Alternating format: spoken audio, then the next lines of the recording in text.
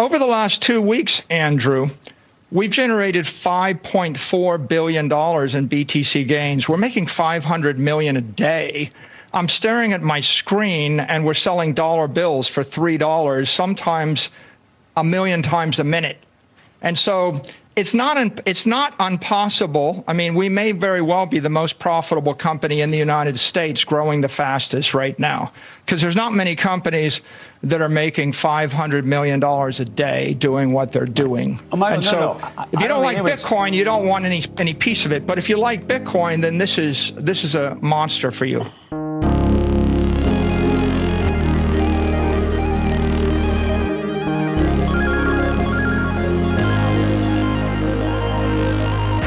Welcome in to episode 37 of This Week in Bitcoin.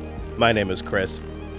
Nice to have you here. That intro clip, of course, was Michael Saylor taking a bit of a victory lap. I don't really have much to say on MSTR this week, but I do think there's a lot to get into, and we should probably start with a macro snapshot. We just got fresh government inflation data, and we've also had some chopping price action with Bitcoin. We flirted with 100,000, chopped all the way down to 90. Now we're kind of moving back and forth. A lot of people have asked why. It's pretty simple, really. Lettuce hands. People sold. In fact, there was more panic selling in this last week than ever in Bitcoin. Massive volumes, billions of dollars of volume. And you'll see a lot of quote-unquote analysts contributing to long-term hodlers profit-taking. But that's just simply not true. You see, they're getting that because Glassnode, which is famous for their on-chain data, well, they classify any wallet that's like 6 months to a year old as a long-term hodler. That's not true. That's not how this works. So if you look at the actual on-chain data, the vast majority of people that are selling were people that bought around 50.58 earlier this year and then profit took. They're not long-term holders. Get out of here with that. This is a natural process.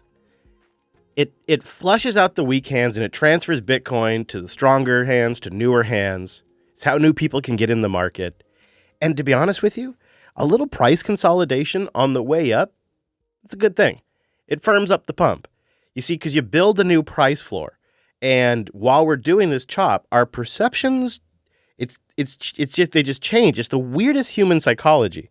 I'll give you an example that's probably true for most of us. If I came on the air right now and said, oh, Bitcoin's crashing, it's a bloodbath, and it's down to $70,000, that'd be kind of shocking. That would feel like a massive price drop. Meanwhile, that was the price just 30 days ago on October 28th. So it's kind of funny because on October 28th, we were celebrating that Bitcoin finally broke through, easy for me to say, broke through $70,000 for the first time in 4 months. Because for 4 months, for a lot of the year, our all-time high was $73,700 US. And then we finally broke through that on October 28th. And oh my God, it was incredible. But now if we were to go back to that price point, it would feel like Bitcoin was cheap, like the price had dropped. That's just the human psychology of it. And this sort of sideways chop helps build these psychological floors. The realities are the Bitcoin fundamentals remain unchanged, but the macro world around Bitcoin is very, very dynamic. And like I said, we just got a snapshot of inflation, and the data confirms all three inflation metrics are on the rise. Yes, well, first, let's go through the three income and spending numbers. This is a seven-parter for October. On the income side, double expectations. Instead of up 0.3, we're getting up 0.6. Up 0.6 equals where we were in March. To find a higher one, you have to go to very beginning of the year in January, up 1.4. Yeah, not bad. Income's up back to about where it was in January. That's good to see. So this is a solid number. If we look at spending, also as expected but solid, up 0.4%. That follows up 0.5%. Of course, a lot of that spending's on credit cards, but they're spending again. Numbers have been strong. Now, if we adjust for inflation and look at the real spending, it's up 0.1%, and that follows up 0.4. Up 0.4 was the second best of the year. Woo! We're up 0.1. Yeah! We're the king of the world. Now, the inflation numbers, we have four of them. The first one, of course, is the price index month over month. And we're expecting up 0.2. It is up 0.2. But remember, For the last several months prior, we've had lower numbers. If you look at where we were in May, we were 0, then 1/10, 2/10, 1/10 in August. So you can see that's been a bit of an uptick. Yep, it's sneaking back up again. Now let's take that same headline and go year over year, expected up 2.3. It comes in at 2.3, but that's not necessarily good news. In the rearview mirror was 2.1. 2.1 was the best going back to February of 21. 2.3 equals August. To find a higher one, you go to the July when it was 2.5. All right, so you see kind of the way the game works here is as long as the inflation isn't above expectations, the market doesn't seem to freak out. If they expect inflation to go up and it goes up, they're okay with that as long as it doesn't go up more than they expected. But the reality is, for the first time since February of 2022, core CPI, PCE, and PPI, they're all rising at the same time right now. And they've been doing so for several months. So it's not just 1 month of data now, but several months of data. Core PCE inflation jumped to 2.8% in October. This is the Fed's preferred inflation number. And that's going to impact rates. That's going to impact a lot of the decisions they make. I think the obvious elephant in the room here is that inflation is not getting down to the Fed's 2% target rate. In fact, it's trickling up. Their preferred metric is at 2.8%. And let's be real. I need to say it. The actual inflation number is probably much worse, especially because that number that I'm quoting there doesn't include fuel, doesn't include housing, doesn't include certain aspects about food and medical, and the auto industry. So, and coffee. So it's not exactly an accurate number, but it's one they follow, and it's been ticking its way back up. So I think that's something just to kind of keep an eye on because the Fed's really stuck here. They can't really keep interest rates high just simply because it means that the debt service just becomes exponentially more expensive for the United States. And they need some leverage. So we'll see. I'm going to keep an eye on this, but inflation ticking up now. All three, the CPI, the PCE, and the PPI, that's bad news. That is not great news. And we'll see where it goes. Because I think it could have a direct impact on the Fed's willingness to raise rates. Or lower rates, I should say. Perhaps both. Wouldn't that be a trick? If the Fed lowered rates, that would be expected, but if they raised rates, it would shock the market.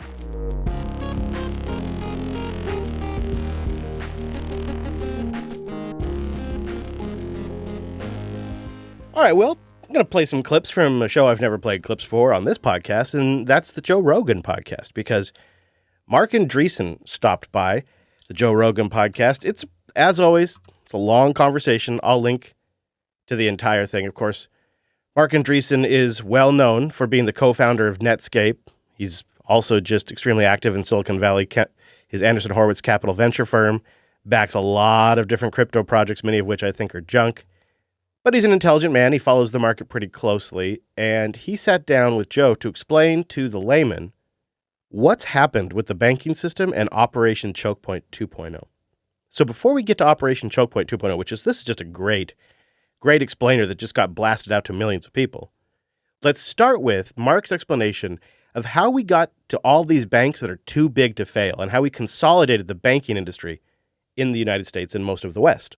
So pre-2008, pre the financial crisis, there were many different banks in the country, big, medium, small, and lots of new bank startups every year. People would just start banks, entrepreneurial banks of many different kinds.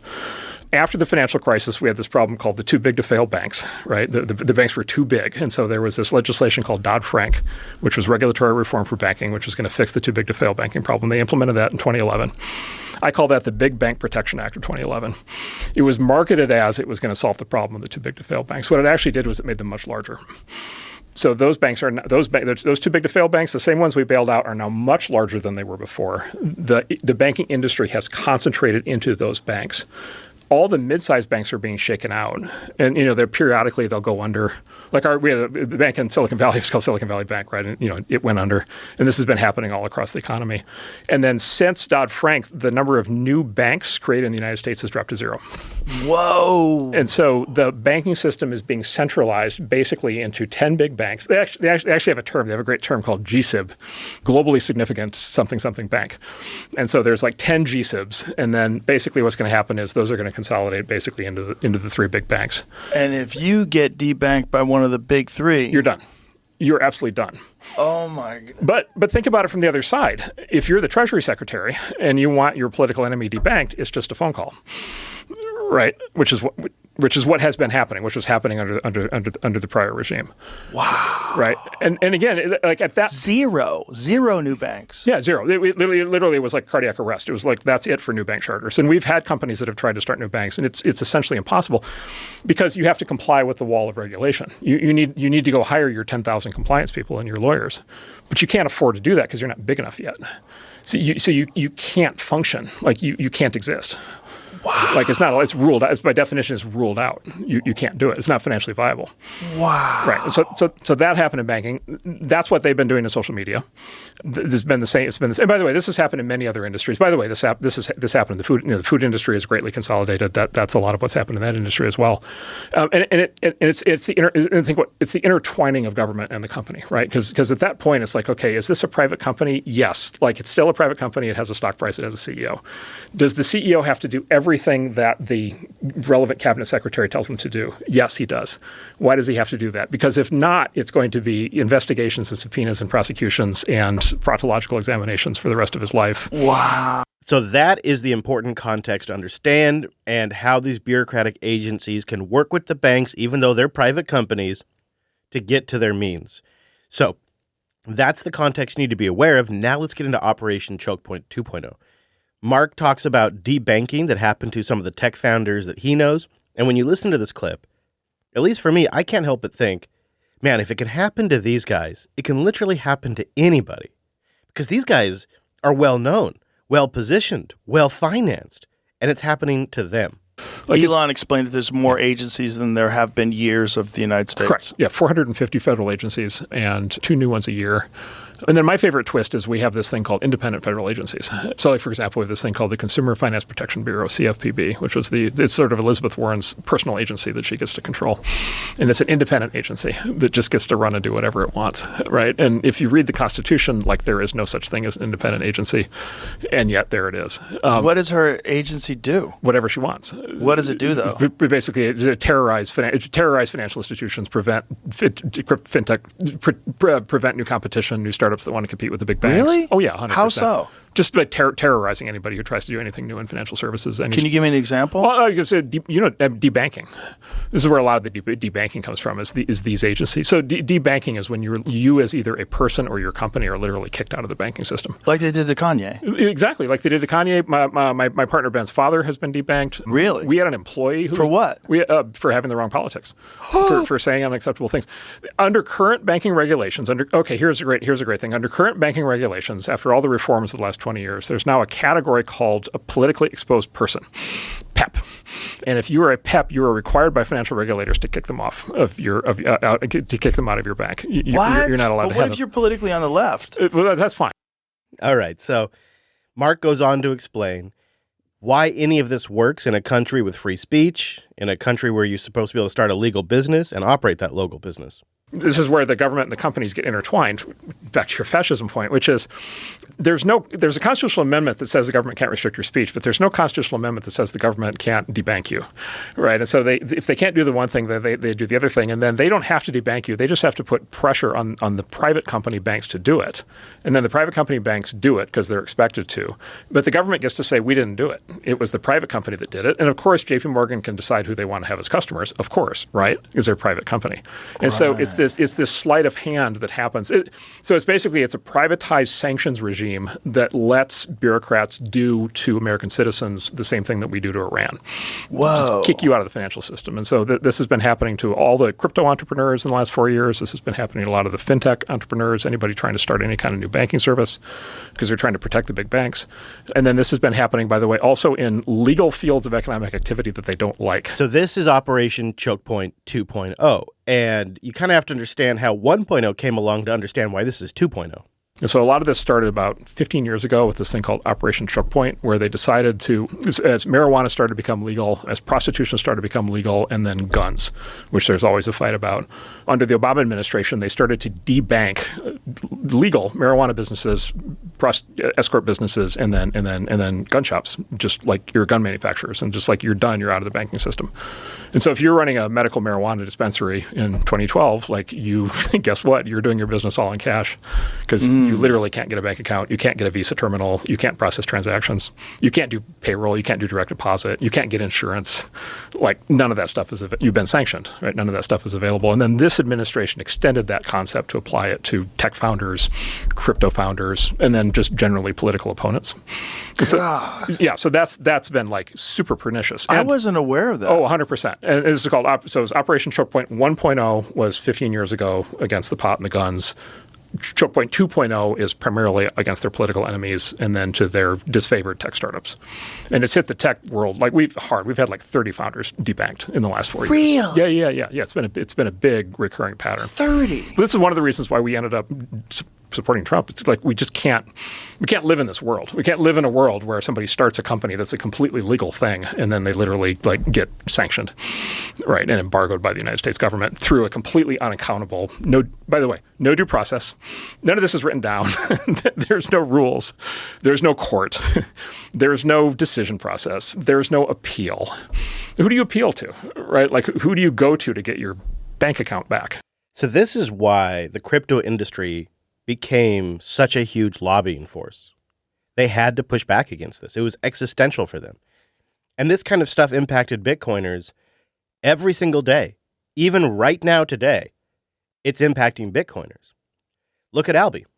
Alby had a wonderful custodial service going, and then they got spooked by all of the enforcement via legal action and decided to hard pivot before they got in trouble because they just didn't know.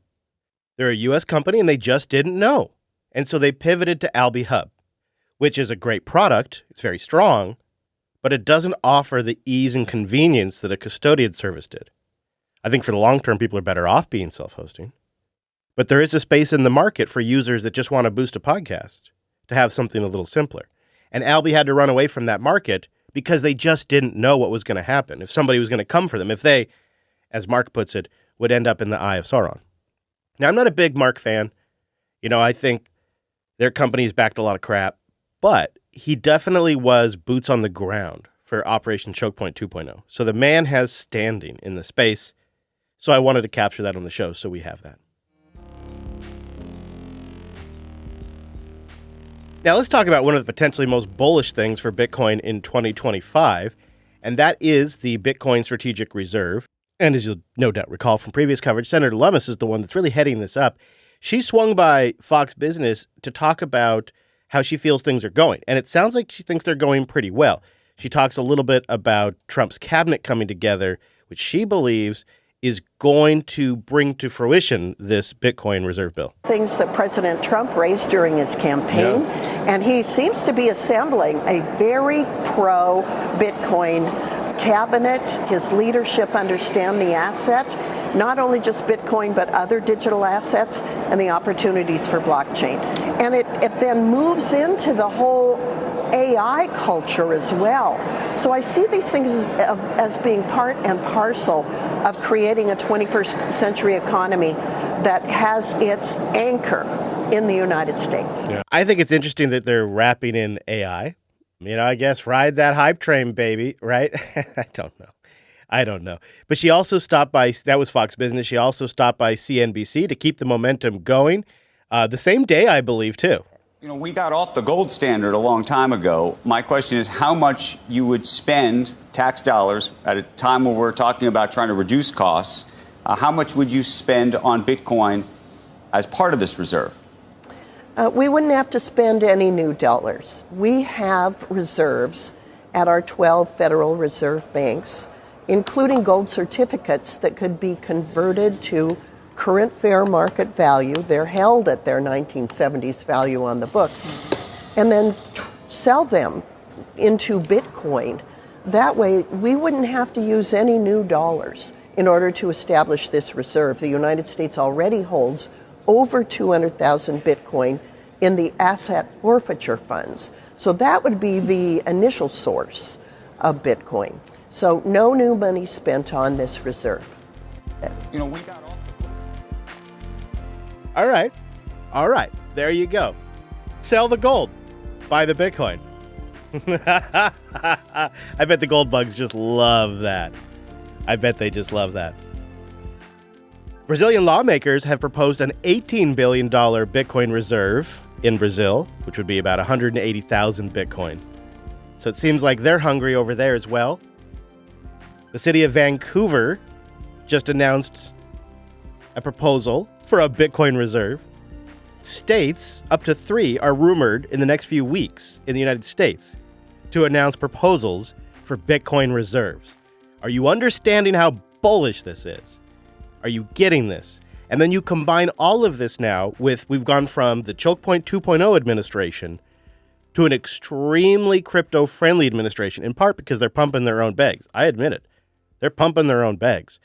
And it seems that they are really considering how to best set up the crypto industry to perform well. And there is rumor that they may move all crypto administration under the Commodities and Exchange Group, the CFTC, which is very, very, very light touch compared to the SEC.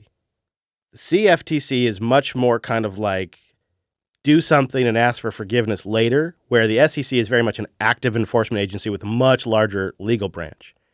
And that, to me, would be very, very good for all of crypto. I don't know if it really affects Bitcoin much, but here's the quote from Fox Business. Trump's team may shift Bitcoin regulation to the CFTC. According to Fox Business, again, I don't have any other source than this, the Commodity Futures Trading Commission may expand its role to regulate cryptocurrency exchanges and spot market handling for digital assets, even those classified as securities right now, and move all of them over as commodities. That's possible. The former CFTC head has also been floated as becoming a new position in Trump's cabinet called the Crypto Czar.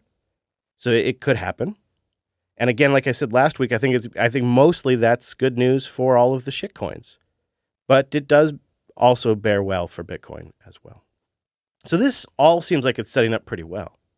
So what are you going to do, pleb, when Bitcoin reaches $300,000? Are you going to sell? Are you going to profit take like everybody who bought around 50 just did? You know, they held on to it for a few months and then they sold, but they doubled some of their profits. So what are you going to do? I'm asking you. All right, where do you start taking profits? And I would like you to consider an alternative option. I've got no skin in this game, but mark my words, there is a category in Bitcoin that is about to explode over the next year, and it may mean you don't have to sell your stack to get access to its value. Now, this is a very interesting interview. Andrew Hahn stopped by CNBC and just listened to them fall over themselves, trying to just wrap their old, ossified brains around what this company is doing. They are integrating Bitcoin into commercial real estate loans, and they just don't get it, and it's brilliant. And I'm really excited to announce today on Squawk Box this loan that we've just completed.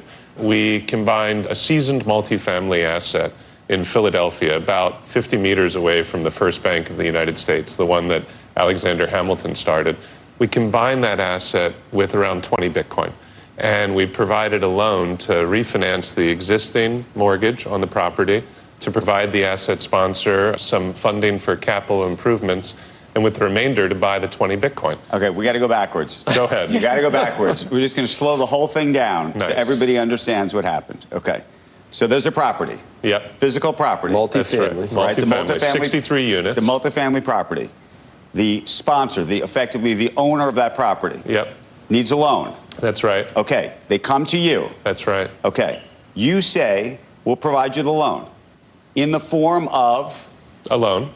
A classic loan. That's right. Okay. So you're going to give them cash. That's right. Term financing. Term financing. And how long's the loan? Just 10 years. 10-year loan. Okay. That's right. At above market rate or below, or what's no market rate interest rate? I'm just trying to slow the whole thing. Okay. Now let's introduce the Bitcoin piece into it. That's right. So no. Explain how the Bitcoin piece then relates. So the loan has been provided. The use of proceeds is to pay off the existing financing So the use of the proceeds of the loan is to retire the existing mortgage. Right. So there's an old mortgage. Gone. They're going to pay the old mortgage off. That's been paid off. Okay. Now they have a little bit extra money to make some improvements in the property. Right. So they have a little bit extra cash. So the amount of money you've lent pays off the old loan. That's right.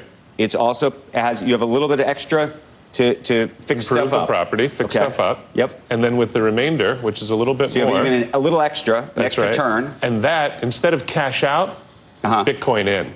And we use it to purchase some Bitcoin and add it to the collateral package of the loan. So now our loan is supported by both the traditional asset, the 63-unit apartment building, and the Bitcoin. So this is why, and they don't get it, they will roll right over it. This is why it's so great for the lender. It's kind of great for the lendee as well.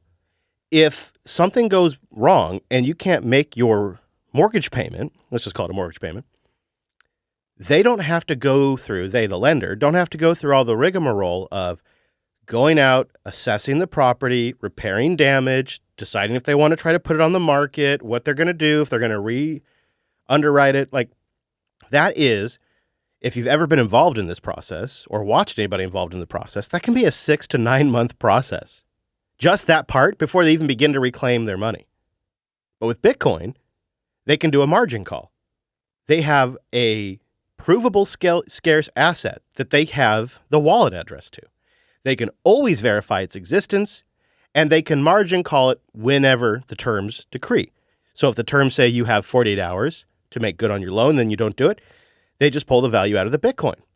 The Bitcoin was bought with the loan, so you're, as a consumer, you're not out anything directly, and your loan's balanced out. It reduces risk for the lender, and it covers gaps for the lendee when they can't pay. It's brilliant, especially on a 4-year timescale where no one has ever lost money on Bitcoin in the history of Bitcoin. It's actually really clever, and CNBC will miss it. Bitcoin and add it to the collateral package of the loan. So now our loan is supported by both the traditional asset, the 63-unit apartment building, and the Bitcoin. Okay. So the loan, it was maybe $2 million more, so that's how you get the Bitcoin out? Exactly right. So it's on the assumption that the Bitcoin's going to rise faster, and that will become an asset. Over the life of the loan, for sure. Yeah, do you think maybe the Bitcoin might rise faster? Maybe over the life of that loan? Yeah. So we think on the downside, this provides us with much better protection compared to a traditional lender, because a traditional lender, if something goes wrong, they have to recover against that particular building, which is idiosyncratic risk. Something might happen with the maintenance or but what have you. But that also requires... You see, they just miss it right there. That was the brilliance of it. Commercial real estate is a shitcoin. Bitcoin is superior. Bitcoin doesn't require maintenance. Bitcoin doesn't have property taxes. Bitcoin doesn't have tenants that flood a floor. Bitcoin doesn't accidentally have the house burned down. It is a safer, superior asset. Once banks realize this, it is game on. And the CNBC panel here, right over their head. Better protection compared to a traditional lender, because a traditional lender, if something goes wrong, they have to recover against that particular building, which is idiosyncratic risk. Something might happen with the maintenance or what have you. Because Bitcoin is so low risk, it is verifiable. There could be a multi-sig setup like Unchained does, where you have a key, the lender has a key, and a third party has a key. And if you can't make your loan, they can margin call you. That makes their risk very low, which means once all of this is normalized, the interest rates will be low. Because the interest rates are a factor of the interest rate is the risk that the lender is taking on. But when you have a provable scarce asset that they have digital access to programmatically, that could be margin called with just, a click of a button, that makes their risk a lot less, which means the interest rates can be lower. And what that means for you is you can get access to more credit, to more lending, without having to have the credit, without having to have a great credit score, without having to have gold or a house, but just Bitcoin, just by stacking sats. You have a good asset that they could use as collateral. It requires conviction on your end that Bitcoin is not a volatile asset over time, and that is either going to go up or at least stay where it is. Well, that's by fusing the Bitcoin with credit, And by fusing it with traditionally financeable assets, it gives us the luxury of expressing that medium-term view on Bitcoin. And that's what's key. It's volatile in the short run. You know, I mean, minute by minute today, who knows, it could cross 100,000. That would be exciting. How long's the loan? 10 years. 10 years. And the minimum hold period for the Bitcoin is 4 years. So what we say to the borrower is we say, look, you can repay the loan at any time for any reason with no penalty, which is a really valuable feature compared to a traditional loan. Yeah, that's like a home mortgage. Like a home mortgage almost. That's very unusual for commercial financing. But what we do say is that to the extent that the loan is repaid at year 4 or earlier, the minimum will release the property.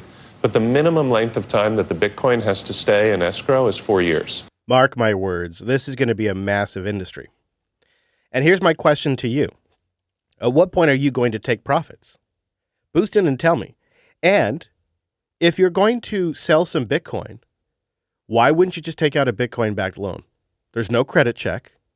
Worst case, Bitcoin dips hard, and you get margin called, and then you sell the Bitcoin that you were already prepared to sell in the first place.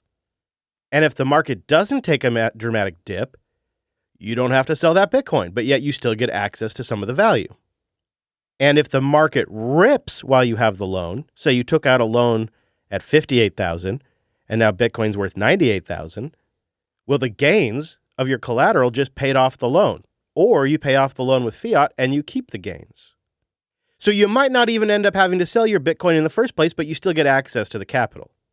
And a lot of these, you over-collateralize.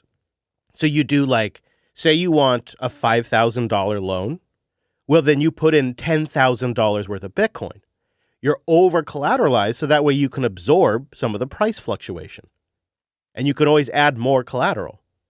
So why wouldn't you just take out a Bitcoin-backed loan over selling your Bitcoin?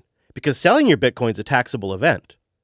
But you take a Bitcoin-backed loan, you might not ever have to sell. You might not get margin called. So I don't understand why the Bitcoin community is so anti-Bitcoin-backed loans, because I think it's going to be one of the most incredible financial tools available to Bitcoiners. And as you stack your sats, you are giving yourself access to more capital in the future. You could, and some like Unchained, you don't have to put all of it in their hands. Some of them you do, obviously. But I think this is going to be a market where almost every popular Bitcoin app just has a lending feature in there. And you'll send your sats, maybe on chain or over Lightning, into the app or into their custodial service, which we'll all advise you is a bad idea, but that's how it's probably going to work. They're going to hold your keys for a while, which is probably a bad idea. But again, why don't you get off your high horse? You were just about to sell those coins. So don't go on and lecture me about somebody else holding your keys, because you were just about to sell your sats. So it's not so bad if you transfer them into the Cash App or the Strike app or whatever, Unchained Capital or Salt Lending, whatever it might be, because you were just about to sell them anyways. I don't recommend it. And I think as this goes on, this market will become more competitive and more options that don't require custody will become available. But we're going to start to see a lot of popular Bitcoin apps offer this functionality.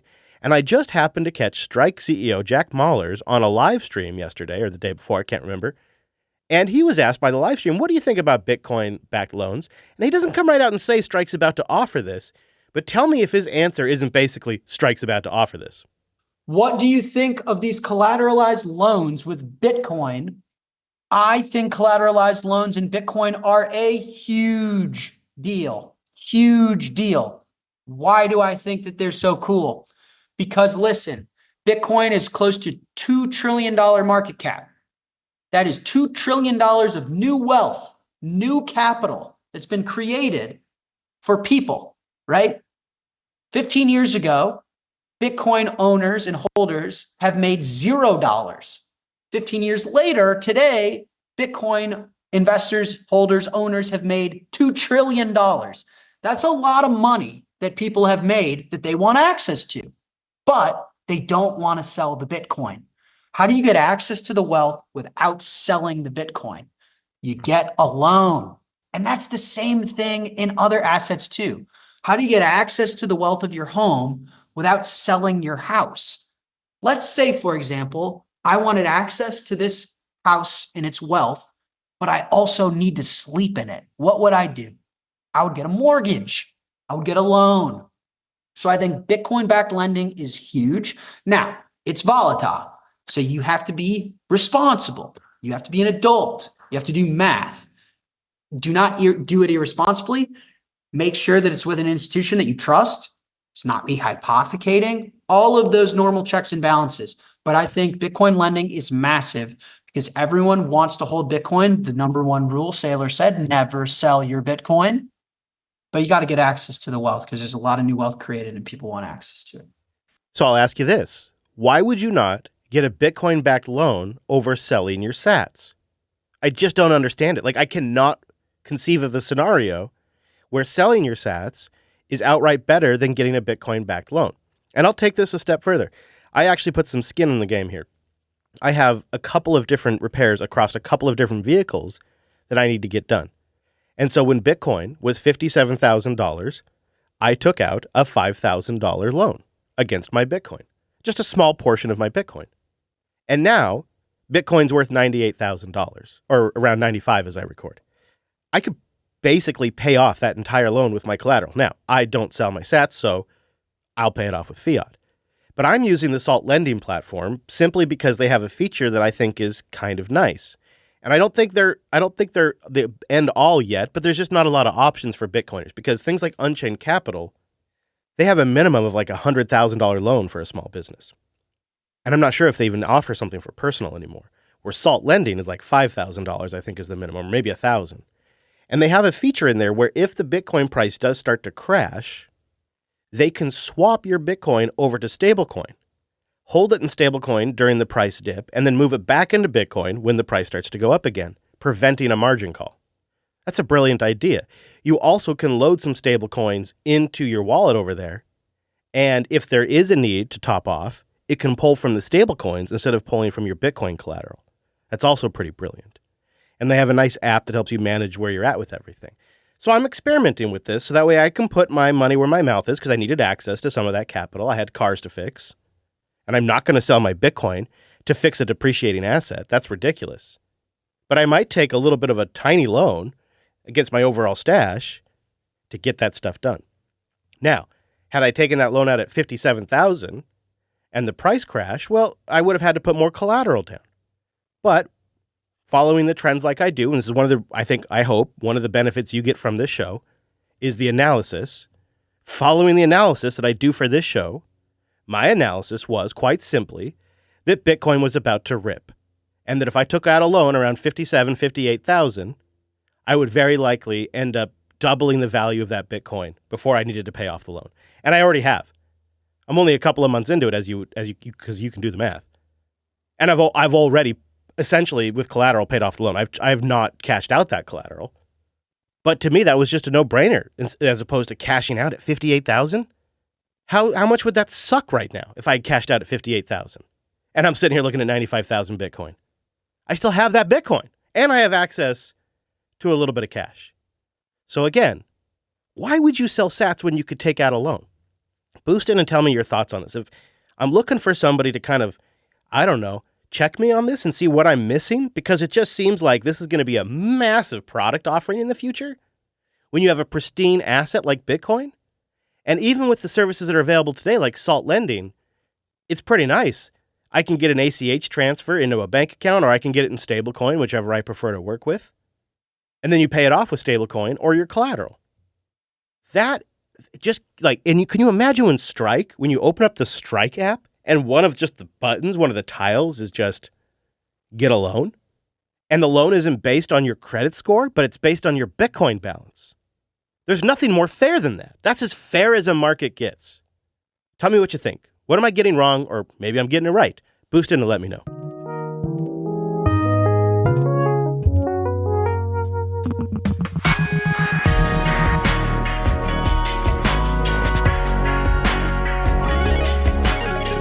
All right, coming up on the show, your boost, of course, a important legal fight update, massive win, some project updates that you definitely need to know about, and a final clip of the week that's just a little bit of a victory lap.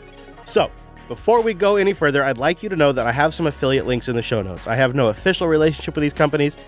They're just companies I use. I think they have the best services, And if you use my links, you support the show. Number one, if you're in the US and you want to stack sats with no drama, no risk, use River. They've got proof of reserves you can check yourself. They've got a brilliant interface. They are a Bitcoin-only company that manages their own reserve, and they let you withdraw over Lightning. Great interface, too, for DCA. That's River. I'll have a link in the show notes. If you want to spend your sats, thebitcoincompany.com. This is a great way to get like an Amazon gift card for Christmas purchases, and you get sats back, and the show gets sats back. Use the promo code Jupiter or use the link in the show notes. That's thebitcoincompany.com. I also pay all my bills with Fold. The Fold card gives you sats back when you pay your bills. It's like a bank account that gives you sats instead of points. I got a link to Fold. And you may check. I may put a link to Salt Lending in there too. I've been liking what they offer. So check out the affiliate links at the top of the show. It's a great way to support the show. Of course, you can also boost in as well.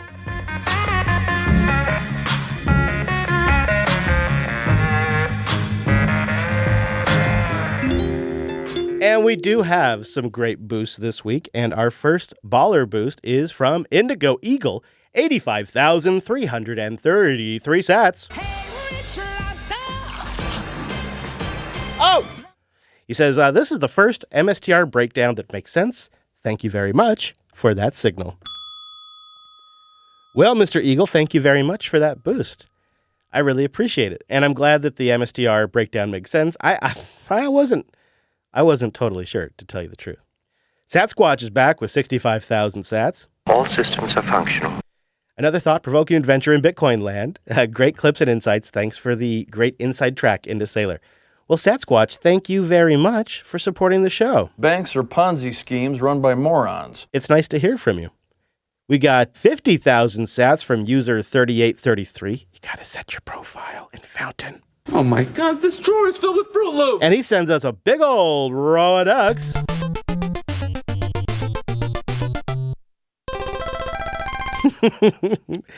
Thank you very much, user 38. I don't know who you are, but I appreciate the value. Bobby Pin comes in with 10,000 sats. It's over 9,000! He sent some value to our artist. Thank you very much. And then he says, I'm realizing I might need to listen to these episodes twice to get all the information. So enjoy the double sat stream. Hey, that's a perk. Hey, maybe, there you go, podcast. It's a business model. Sometimes my genius it's almost frightening. Make the show so complicated, they got to listen twice and get double the sat stream. Should have thought of it sooner. Thank you for the boost. Really appreciate it, Bobby Pin. Ace Ackerman's back with a row of ducks. And he just says, boost! Boost! Thank you, Ace. Nice to hear from you. Northland Hoddle is here with 2,121 sats. You know what? I think somebody put some weird odds on this one. Never tell me the odds. Yeah. You got to be careful because you'll end up with Fruit Loops in your drawer. Oh my God, this drawer is filled with Fruit Loops! And Northern Hoddle says, Moscow time, $9.99 incoming. Thanks for the work. What does that mean?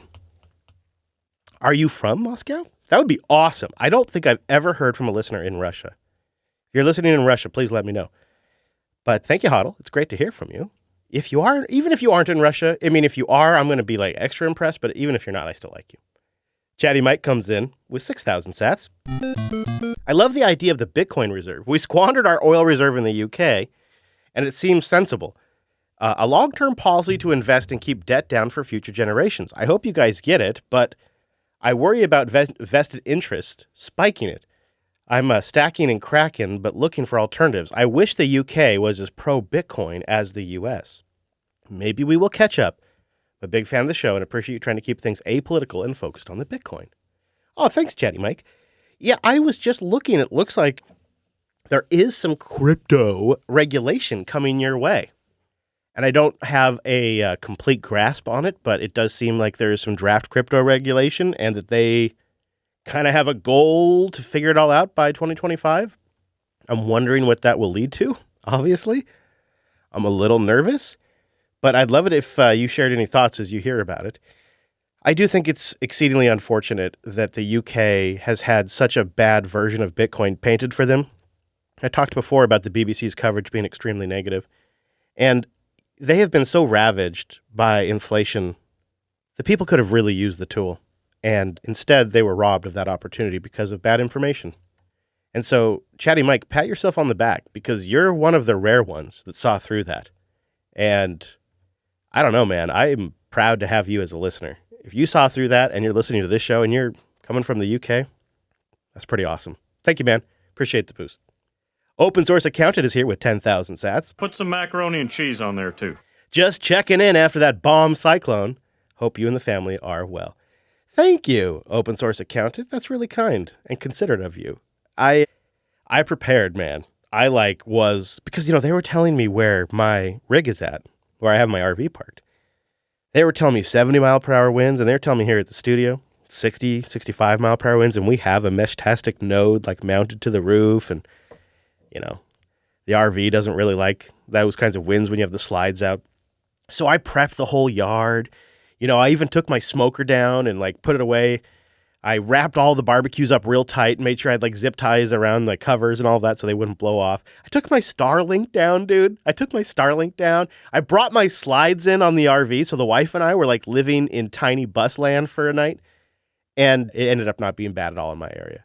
We did lose power at the studio for a little bit, and the further south you went, the worst it got. It was really bad in some areas. In some areas, we're out of power for a week.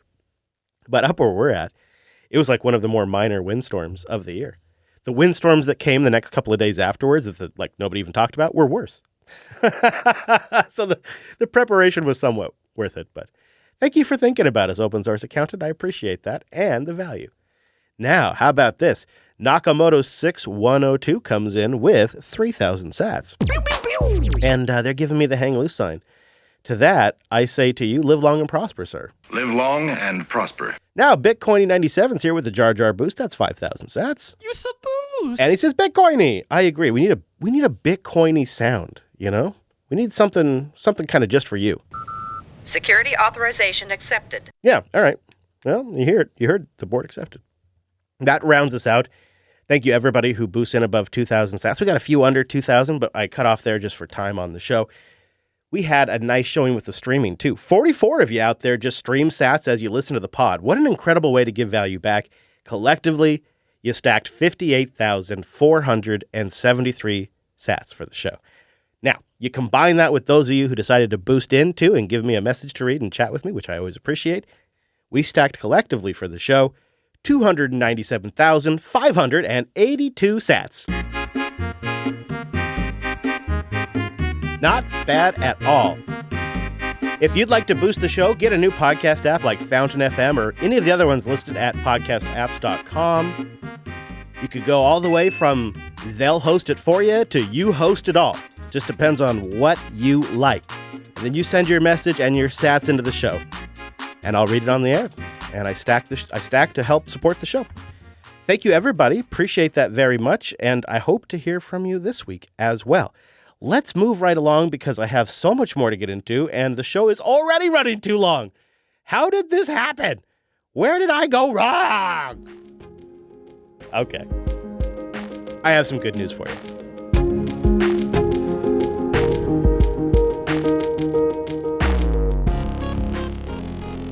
The U.S. Appeals Court overturned sanctions against Tornado Cash. The Fifth Circuit Court of Appeals determined that the Office of Foreign Asset Control exceeded its authority by adding Tornado Cash to the specially designated nationals and blocked persons list. You don't want to be on the SDN list, boys. They said, quote, "We hold that Tornado Cash is an immutable smart contract. The lines of privacy enabling software code, they're not property of a foreign national entity, meaning, 1, they cannot be blocked. 2, OFAC overstepped its congressionally defined authority when it ruled. The decision overturns a District Court of Texas ruling that previously upheld OFAC's actions under the International Emergency Economic Powers Act. Yes. The court then determined that Tornado Cash smart contracts are merely just lines of code. They don't actually qualify as services or property. It also concluded that Tornado Cash does not own or control these contracts because the developers, they've relinquished any role in their operation, and yet it continues to run. They say, quote, "The immutable smart contract at issue in this appeal are not property because they are not capable of being owned. More than 1,000 volunteers participated in the, quote, trusted setup ceremony to, quote, irrevocably remove the option for anyone to update, remove, or otherwise control those lines of code." And as a result, no one can, quote, exclude anyone from using the Tornado Cash Pool smart contracts. So, essentially, look, you dummies, it's still running, and 1,000 people participated in a ceremony to remove any one person's ability to control it. This is pretty good news for 2 of the developers. But there's a 3rd developer who is facing legal troubles in the Netherlands. Earlier this year, Dutch judges convicted him of money laundering and sentenced him to 5 years and 4 months in prison. This does not necessarily change that situation for him, but it is massive for contracts as code, I suppose. Now, we do have some project updates you need to know about, and one is for those of you that are stacking sats with Swan. Swan customers are being charged up to a $125 admin fee because the company that Swan uses to custody your Bitcoin have decided to do that. And Swan is giving you credits in the form of fee covers. So they're going to withdraw the fee, Fortress is, from your Bitcoin stash. And Swan is going to cover that by covering fees for future purchases of Bitcoin you might do with Swan. I like Swan. Well, I used to. This is why I recommend River. We're like on the 5th issue with Swan in the last year and a half. And River's gone from strength to strength. And I hate to be this guy, but this is so embarrassing. Could you imagine just having $125 a month of your hard-earned sats just taken from you as a fee? And then, oh, by the way, your fees if you want to buy more to replace it, well, we'll cover your fees. Get the hell out of here with that. Come on. So I'll have links in the show notes so you have more information. And then, as a little holiday treat, I'm going to stock your stuffing. What? With a curated list of Liquid Network resources. The Liquid Network just doesn't get enough love. I look at all of the trouble podcasting 2.0 is having with Alby, and I think, there was another way, boys. And then, of course, Bolt 12 comes along, but we're going to build everything on Bolt 11. But in the show notes, I have a list of curated Liquid Network resources just to help explain what Liquid is if you're kind of still not really fully on board, and some of the cool apps you can use to get insights into how the Liquid Network works. And then check out in there, I'm not going to play it on the show because it's pretty long, a fantastic video by Casa's CEO who catches a Bitcoin scammer posing as Coinbase support. And I actually got this call. I didn't fall for it, but I got a call saying that somebody was trying to reset my Coinbase password and they wanted to help me. That scam is meant to steal your Bitcoin. And somehow the Casa CEO, he got this guy to admit everything. The guy just admitted everything, how it all works, and it gives you massive insight into how these scams work. I'll have a link to that in the show notes.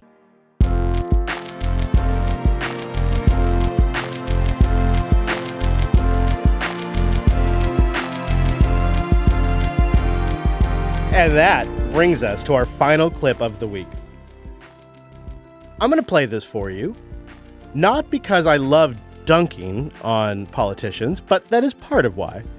But because I think there is actually a fundamental lesson to learn from this clip. This is from the heat of the political season up in Canada.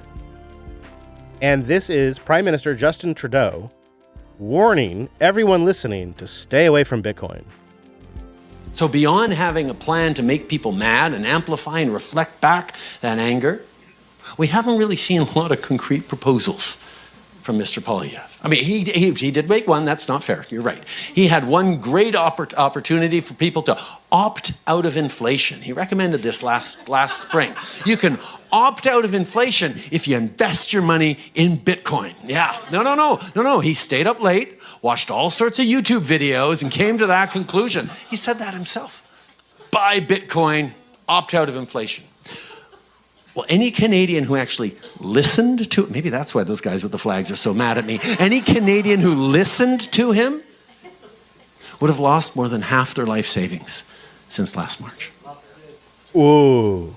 That's not responsible leadership. No, and you can hear the crowd. Oh, yeah, the crowd. Because they're all a bunch of idiots. They're all with him. So Bitcoin is up 450% since Justin Trudeau said anyone who bought Bitcoin would lose more than half their life savings. On November 19th of this year, Bitcoin flipped the Canadian dollar. Bitcoin is now worth nearly $250,000 in Canucker dollars. Between the start of the year and mid-November, the Canadian dollar has depreciated 64% against Bitcoin, just between the beginning of this year and the middle of November. The Bitcoin market cap in Canadian Canucks is currently worth $2.68 trillion. The Canadian Canuck itself is only worth $1.3 trillion. So anyone who bought Bitcoin when Justin Trudeau said that and held it has made a 450% profit. So that means as time goes on, because anyone who holds Bitcoin for a period of 4 years is in profit. As time goes on, as we reach that 4-year mark, this gets even more embarrassing for Justin Trudeau.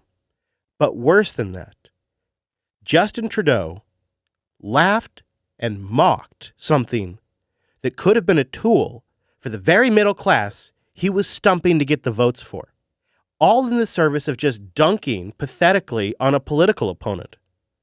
He robbed everyone listening to his words, which I would think a lot of people, being the Prime Minister, take seriously, the opportunity to protect them from the ravages of the government's own policies. You understand? It's insidious. And then when you consider the fact that he probably did it, is because the internal polling just told him Bitcoin wasn't very popular, as you could hear from the reaction of the crowd. So what a great thing to dunk him on. It was probably as cynical as that calculus. He didn't give a shit what happens to your family wealth. He doesn't give a shit. As long as he got to dunk on his political opponent, he doesn't care if you just missed out on 450% gains. That's awful. Do not let these politicians scare you away from protecting your family wealth.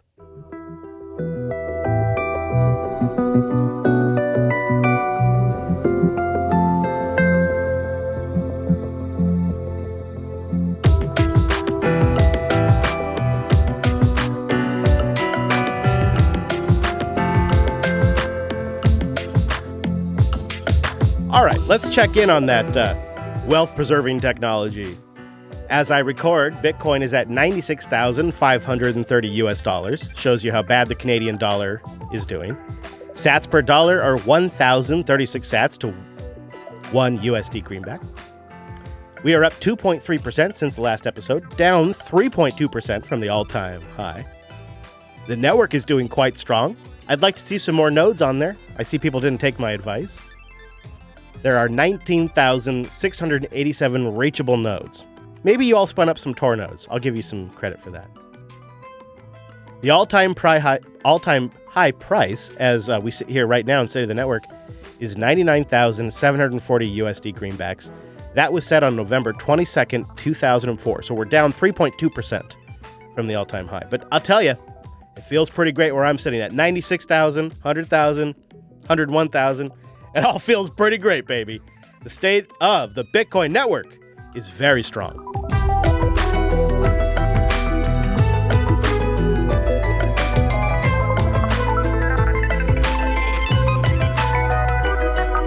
If you made it this far, links at thisweekinbitcoin.show. This was episode 37. Of course, I'd love it if you recommended it to somebody who just might be a little curious about the orange coin.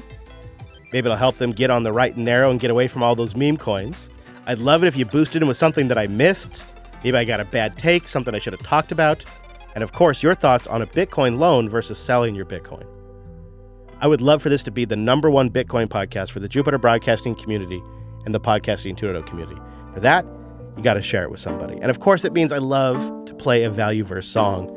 And I'm playing a brand new song, just came out. It's Be the Wheel from Theo Katzman. Knock on the door, open the invitation, looking out for a lemonade situation. Hold out your hand, it's a lemonade stand, you see.